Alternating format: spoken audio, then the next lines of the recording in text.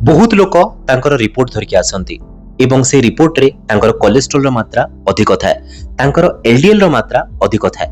किंतु से माने गोटे रिक्वेस्ट निश्चय करंती, सर मते मेडिसिन खाइबार नाही, मु केमती मोर लाइफस्टाइल चेंज करिकि मोर डाइट चेंज करिकि मु केमती कोलेस्ट्रॉल को कमेई पारिबि ताहा मते टिके कहंतु। देखंतु ठीक कथा, आमे जते मेडिसिन खाइ थाउ आमे बॉडी को सेते स्ट्रेस देइ थाउ, किंतु आमे सब बेले रिस्क वर्सेस बेनिफिट को देखि थाउ। ता अर्थ से मेडिसिन जदि आमे नउचु आम बॉडी को बेसी रिस्क होउची किंबा से मेडिसिन नेला परे आम बॉडी को बेसी बेनिफिट होउची, से हिसाब रे आम मेडिसिन टी प्रेस्क्राइब करि थाउ।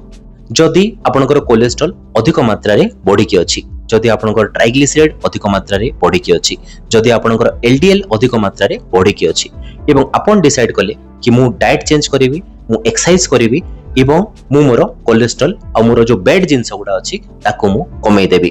पाठ हिसाब रे जदि आमे डाटा को नेबा तेबे एहा स्पष्ट हिसाब रे लेखा आइछि, जदि आपण 2 to 3 मंथ्स जदि आपनकर डाइट चेंज कले सेथिरे आपनकर जो एलडीएल अछि, जो आपनकर बैड कोलेस्ट्रॉल अछि ता केते मात्रा रे कमिवो, ताहा एक्चुअली कमिवो मात्र 5 रु 10%। माने जदि आपनकर 110 अछि आपनकर एलडीएल टी 100 लेवल को पळे आसीबो, ताठू अधिका नाही।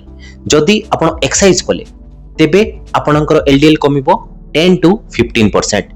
जदि आपण डाइट ठीक कले ता सहित एक्सरसाइज कले तो आपनकर जो टोटल एलडीएल अछि ताहा कमिवो 15 to 20%।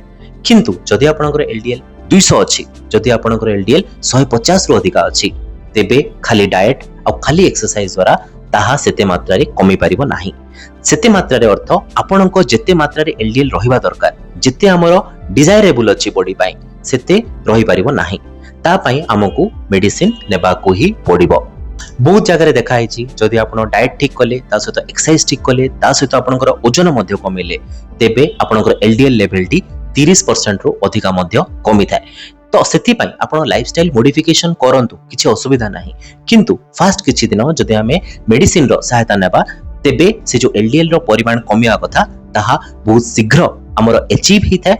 ताहा सहित हमर डाइट रे जदि प्रोटीन मात्रा अधिक मात्रा नेले, कार्बोहाइड्रेट के कम मात्रा नेले तेबे बहुत जनक देखा आइछि कि हमर जो बैड कोलेस्ट्रॉल अछि ताहा किछि मात्रा रे कमी जे निश्चय। सेति पई जदि आपनकर कोलेस्ट्रॉल बढ़ी की अछि, एलडीएल बढ़ी की अछि, डॉक्टर को डिसाइड करिया को दियंतु कि आपनकर मेडिसिन दरकार कि नाही। जदि डॉक्टर कहउचंती लाइफस्टाइल मॉडिफिकेशन सहित डाइट सहित आपनको मेडिसिन दरकार मध्य तेबे तांको कथा को मानी निश्चय किछि दिन मेडिसिन ग्रहण करंतु एवं निजर बॉडी केमती रेस्पॉन्स करूची ताको निश्चय देखंतु। धन्यवाद।